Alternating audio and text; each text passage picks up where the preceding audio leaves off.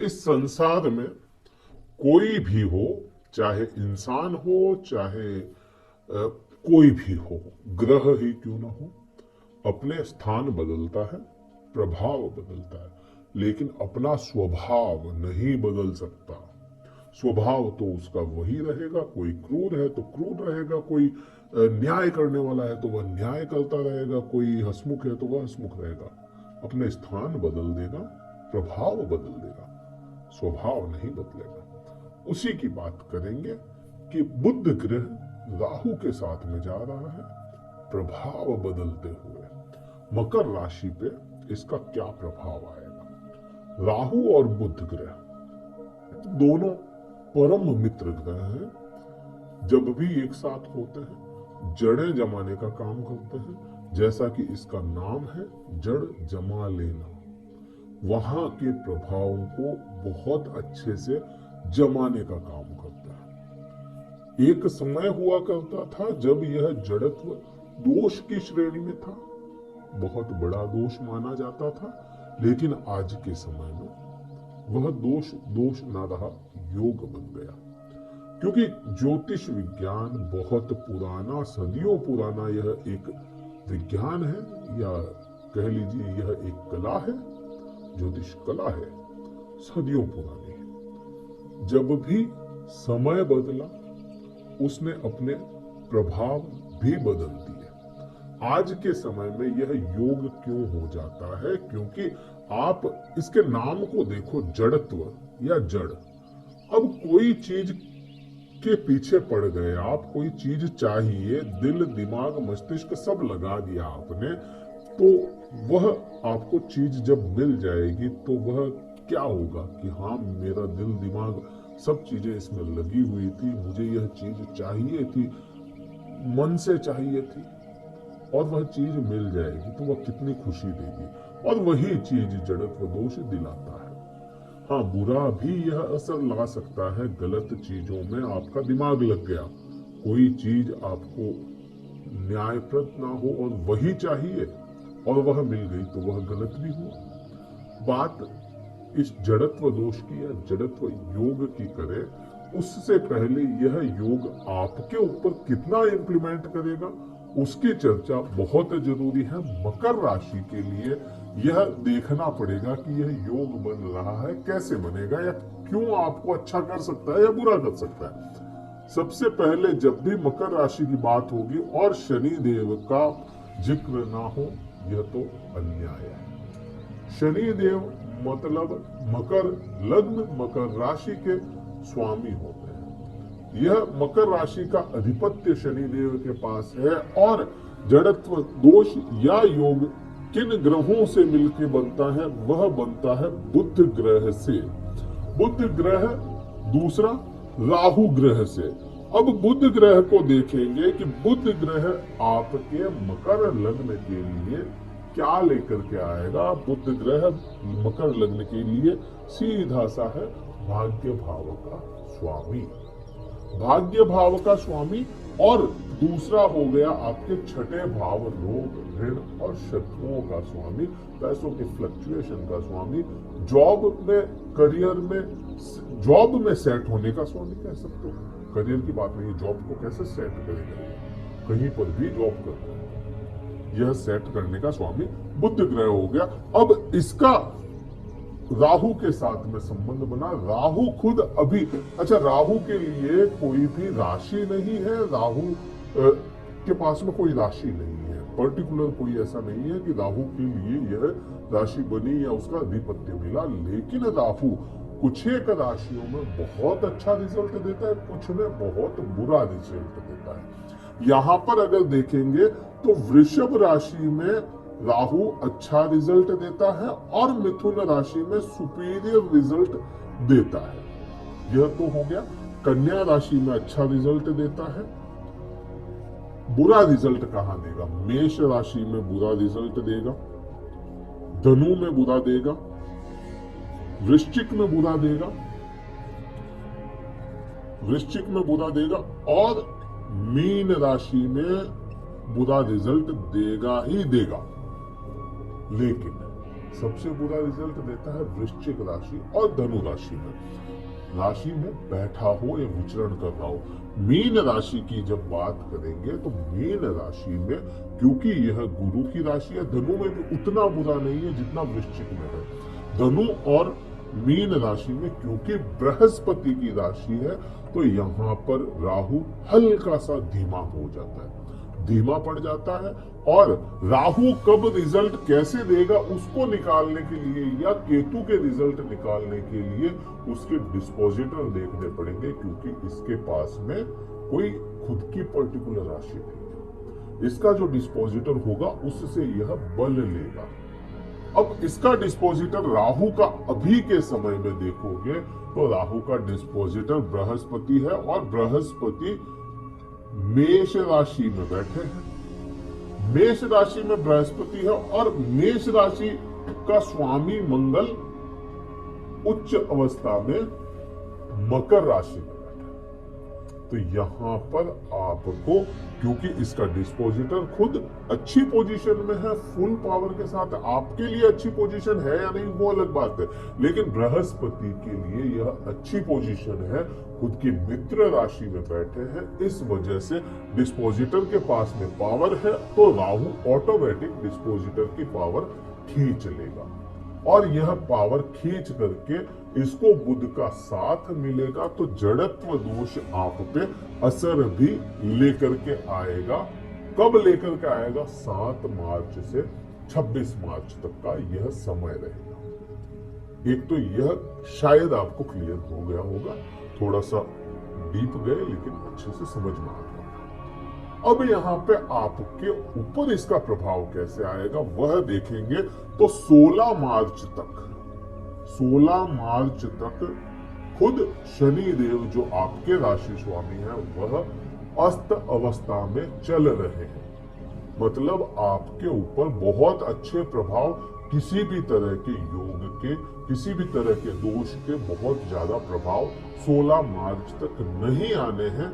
अब यहाँ पे आपको ये तो समझ में आ गया कि खुद अस्त है, राशि स्वामी अस्त है, लग्न स्वामी अस्त है, ऑब्जर्व करने की क्षमताएं कमजोर है, देने की क्षमताएं कमजोर है, तो यह कैसे प्रभाव आप पे इम्प्लीमेंट होगा? नहीं होगा, 16 तारीख के बाद होगा। मात्र 10 दिनों के लिए होगा, लेकिन बहुत अच्छा होगा। तब शुरुआत तो इसकी हो जाएगी 7 मार्च को, लेकिन इसका बहुत अच्छा प्रभाव जो आना चाहिए, आप पे बहुत ज्यादा प्रभाव आना चाहिए, वह आपको 16 तारीख के बाद आएगा। उससे पहले थोड़ा कम ही सही, लेकिन आएगा जरूर। यहाँ पर यह चीज अपने को समझ में आती है।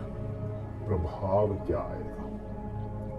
प्रभाव आपके कई चीजों पे लेकर के आएगा, लेकिन सबसे पहला प्रभाव आपके पराक्रम भाव पे लाएगा। राहु वह ग्रह है जो बाउंडेशंस को तोड़ करके आगे निकल जाता है। राहु वो ग्रह है बिना किसी प्लानिंग के आपके कामकाज सुधार दे। आपने कई बार देखा होगा, कई फैसले ऐसे ले लिए जाते हैं अपने खुद के द्वारा जिसकी कोई प्लानिंग नहीं होती, या सोचते नहीं है ठीक है करना है कर लो, और वह सक्सेस हो जाता है। उसके पीछे राहु का हाथ है। कई बार अपन देखते हैं बहुत लंबे समय से अपन की प्लानिंग चल रही थी, अपन लोग प्लानिंग कर रहे थे, ऐसा करना है, ऐसा करना है, ऐसा करना है, ऐसा करना है, समय आया और सबका सब धरा रह गया, प्लानिंग इंप्लीमेंट नहीं कर पाए, तो वह क्या उसके पीछे खराब राहु को प्लानिंग पसंद नहीं। और पराक्रम, आज के समय में कोई भी पराक्रम की बात होगी तो तलवार उठा के चलने का पराक्रम नहीं है। आज के समय में आपका फैसला आज किया हुआ कल क्या परिणाम लाएगा वही आपका पराक्रम है। आपके फैसले ही पराक्रम आपके कहलाते हैं, और आपके भाई बहनों के साथ में संबंध ही आपके पराक्रम कहलाते हैं। अब क्योंकि राहु खुद षड्यंत्रकारी ग्रह है और बुध है जो बुद्धि वाला ग्रह है, षड्यंत्र और बुद्धि मिल गई तो मिल गया बल, और पूरा बल। यहाँ पर भाई बहनों के साथ में चाहे मतलब के रिश्ते हों, लेकिन आपके सुधार लेकर के आएगा, यह प्रभाव आना है। दूसरा प्रभाव, रोजमर्रा की इनकम का साधन कोई ना कोई आप बना सकते हैं। अगर आपके दिमाग में कुछ ऐसा है कि मुझे डेली बेस की इनकम बनानी है और उसके लिए कोई प्लानिंग करनी है तो वो आप इस समय में प्लानिंग भी कर सकते हो और उसको इम्प्लीमेंट भी कर सकते हैं। यह प्रभाव आप पे आएगा और इस पे आपको अमल करना चाहिए। दूसरा प्रभाव, और क्या प्रभाव आएगा, क्योंकि यह जड़त्व दोष है तो दृष्टियों में भी यह काम करेगा। जहां जहां राहु की दृष्टियां होंगी वहां पर इस योग का काम होगा। अब राहु की दृष्टि पराक्रम भाव से आप देखेंगे तो सप्तम भाव पे जाएगी, पति पत्नी के संबंधों में। अब यहाँ पे क्योंकि ये जड़े जमाने वाला योग है, जड़ों को या इसको कह लीजिए आज अगर बीज बोएंगे तो उसकी जड़ें मजबूत होगी, पोषण उसको मिलता रहेगा और वह पौधा एक दिन पेड़ में बदलेगा। ये योग वही दर्शाता है अपने को। पति पत्नी के जिनके भी संबंध खराब थे, पति पत्नी वाले भाव पे हो जाना, इसका सीधा सा संबंध है कि पति पत्नी के संबंध अगर खराब थे, माफी मांगने का समय आ गया है। अगर खराब थे, गलती आपकी थी, बेशक झुक जाइए, वरना टूटेंगे तो टूटने से बजाय झुक जाना बेहतर है। आपको संबंधों में सुधार लाना होगा। अगर इस समय में आपने हाथ बढ़ाया, एक कदम अच्छे के लिए चले तो 4 कदम ऑटोमेटिक सामने वाला भी आपको चलते हुए ही नजर आएगा। पति पत्नी के संबंध, धर्म के संबंध, क्योंकि यह धार्मिक भाव भी दर्शाता है। आप अपनी पत्नी के साथ में, आप अपने पति के साथ में धर्म को कैसे जोड़ते हैं, काम और धर्म एक साथ चलने वाले विषय यहाँ पे हो जाते हैं और यहाँ पे इन्हीं चीजों में बढ़ोतरियां देखने को मिलेगी। दृष्टि संबंध इसका 7वां, जहां पर केतु विराजमान होंगे। केतु की अगर बात करोगे तो केतु डिटैचमेंट के कारक हैं, चीजों को छुड़वाने के कारक हैं, चीजों को त्यागने के कारक हैं। और भाग्य भाव में केतु का बैठ जाना, केतु आपके 30 अक्टूबर से बैठा है। मकर राशि वाले जातकों के सभी चीजें बहुत अच्छी हमें महसूस होता है कि राहु पोजिशनल वाइज अच्छे हैं, शनि पोजिशनल वाइज अच्छे हैं। ये दोनों ग्रह क्रूर ग्रह होते हुए पोजिशनल अच्छी है तो अपने को प्रभाव अच्छे देंगे। लेकिन जब बात करोगे केतु की तो राहु के बिल्कुल विपरीत केतु होते हैं और भाग्य भाव में केतु का बैठना भाग्य से दूरियां बढ़वाने का काम करता है। अब बात करो कि केतु, क्योंकि यहाँ पे सभी चीजें अपने को समझ में आती है कि बहुत अच्छा हो रहा है। मंगल भी अभी पोजीशन में अच्छा है। शनि की बात करें, शनि अच्छी पोजीशन में है, अभी अस्त है लेकिन इतने समय से अच्छी पोजीशन में है ना, पूरा 1 साल हो गया। राहु 30 अक्टूबर से पोजीशन में अच्छे हैं, बहुत फायदा है। सब जने गिनवा रहे हैं, मैं भी गिनवा रहा हूँ, इनके फायदे बहुत ज्यादा है। लेकिन केतु की बात कोई नहीं करता, केतु को समझना कोई नहीं चाहते। भाग्य भाव में केतु बैठा है तो भाग्य ही काम नहीं करेगा, कर्म चाहे कितना ही कर लो। कई लोग अपन देखते हैं, मेहनत करते हैं, बहुत मेहनत करते हैं, दिन रात मेहनत करते हैं, हार्ड तोड़ मेहनत करते हैं, परिणाम क्या निकलता है? कुछ भी नहीं, जीरो हो जाता है। वही चीज है, उनका केतु वैसी जगह पे ही बैठा है, मेहनत करवाएगा, भाग्य खराब कर दिया। अगर भाग्य ही साथ नहीं देगा तो खाली मेहनत भी काम नहीं आएगी। और वही चीज आपके साथ मकर राशि वाले जातकों के साथ हो रही है। भाग्य साथ नहीं दे रहा है तो मेहनत कितनी ही कर लो, खुद में कितना ही सुधार ले, नहीं हो पा रहा। और वह केतु अभी के समय में, जैसा शुरुआत में बताया, डिस्पोजिटर मायने रखता है केतु के लिए और राहु के लिए, दोनों के लिए। केतु का डिस्पोजिटर बुध ग्रह है, जब अच्छी पोजीशन में होगा तब केतु भाग्य में इजाफा करवाएगा, केतु फायदा करवाएगा। तो यहाँ पर बुध ग्रह इसके डिस्पोजिटर होता है और बुध की दृष्टि खुद केतु पे होना और इस जड़त्व दोष की भी दृष्टि या योग की भी दृष्टि इस पे होना भाग्य का कुछ समय ही सही लेकिन साथ नहीं पाएगी। बात 9वीं दृष्टि की करें तो 9वीं दृष्टि यहाँ पे आपके लाभ भाव पे जाती है, लाभ में काम करवाएगी। बस यही है, सोचना यही है राहु को लेकर के कि कैसे लाभ लिया जाए, क्योंकि षड्यंत्र और बुद्धि दोनों लग गए हैं। अब थोड़ा सा आपको राहु के लिए क्या उपाय करना चाहिए, बुध के लिए क्या उपाय करना चाहिए, उसको अगर सोचेंगे तो मछलियों को दाना खिलाएं, बहुत अच्छा उपाय है। बहता हुआ जल अगर मिल सकता है, बहता हुआ जल अगर आपके आसपास में है, नदी है, तो वहां पे कोयला बहाएं। कच्चा कोयला, लकड़ी का जो कोयला होता है वो बहा दे, वह भी आपके लिए अच्छा उपाय होगा, आपको फायदा दिलाएगा। और कोयले से वैसे भी पानी फिल्टर ही होता है, खराब नहीं होगा, पानी को दूषित नहीं करेगा। ये उपाय कर सकते हैं। आप चाहें तो भगवान गणेश के मंत्र का जाप कर सकते हैं। ये वीडियो कहीं भी अच्छा लगा हो लाइक कीजिएगा, शेयर कीजिएगा, सब्सक्राइब कीजिएगा।